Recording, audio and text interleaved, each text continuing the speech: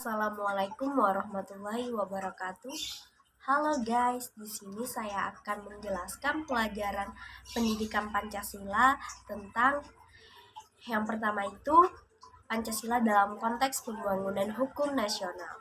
Yang kedua itu makna Pancasila dalam penegakan hukum. Terus yang ketiga budaya hukum di masyarakat. Oke, langsung aja kita pembahasan materi. Sekarang saya akan membahas Pancasila dalam konteks pembangunan hukum nasional. Pembangunan hukum yang berkelanjutan berdasarkan perkembangan dalam hidup. Pembaruan atau pembangunan hukum pada hakikatnya merupakan yang berkelanjutan. Produk hukum berubah menyesuaikan perkembangan zaman dan perubahan masyarakat. Filsafat Pancasila tercantum dalam pembukaan Undang-Undang Dasar 1945 menjadi kerangka acuan pembinaan tata hukum yang baru. Kedudukan Pancasila merupakan nilai dasar dan norma dalam peraturan proses penyelenggaraan negara. Nilai-nilai terhadap cita hukum Pancasila dalam pembangunan nasional. Yang pertama, nilai-nilai dasar dari Pancasila adalah nilai ketuhanan, nilai kemanusiaan, nilai persatuan, nilai kerakyatan, nilai keadilan. Yang kedua, nilai instrumental adalah nilai pelaksanaan umum dari nilai dasar.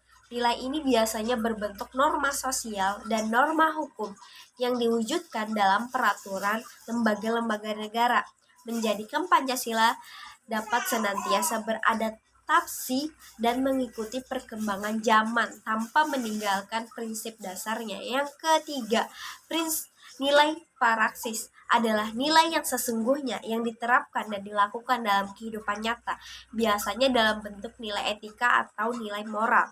Dari sumber material, Pancasila filsafat hidup bangsa dapat dihayati sebagai jiwa bangsa, kepribadian bangsa, sarana tujuan, pandangan, pedoman hidup bangsa. Terus dalam sumber formal dari segala sumber hukum negara Indonesia.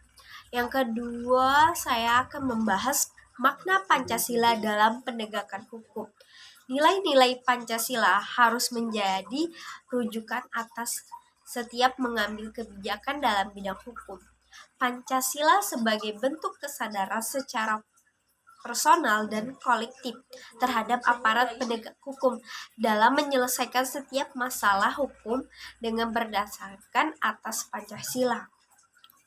Pancasila harus menjadi landasan etika dari moral ketika bangsa Indonesia membangun aparat politik, pemerintahan, ekonomi, penegak hukum, sosial budaya, dan berbagai aspek kehidupan lainnya.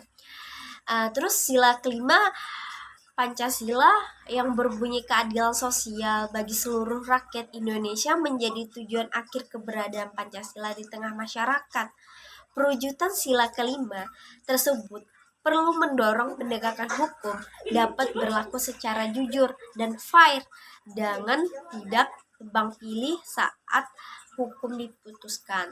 Tantangan saat ini yang pertama berpolitik kalangan elit yang rendah, yang kedua penegakan hukum yang kerap abai akan nilai moral dan etika, yang ketiga politisasi aparat penegak hukum yang merusak integrasi, yang keempat lemahnya pemberantasan korupsi, yang kelima konflik antara institusi penegak hukum serta problem media tanpa prosedur hukum yang jelas, yang keenam penegak hukum saat ini cenderung bernuansa politis dan berpandangan praktis karena tercemar politik praktis.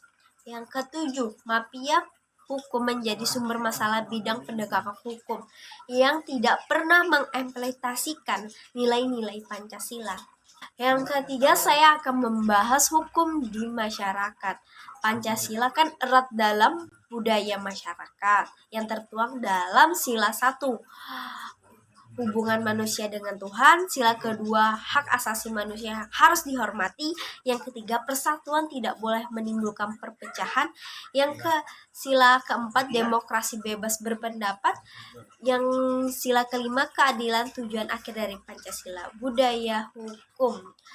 Struktur hukum adalah mesin, substansi hukum adalah hasil yang dihasilkan oleh mesin, kultur adalah orang yang menghidupkan atau mematikan mesin. Mungkin cukup sekian dari saya. Sampai jumpa lagi.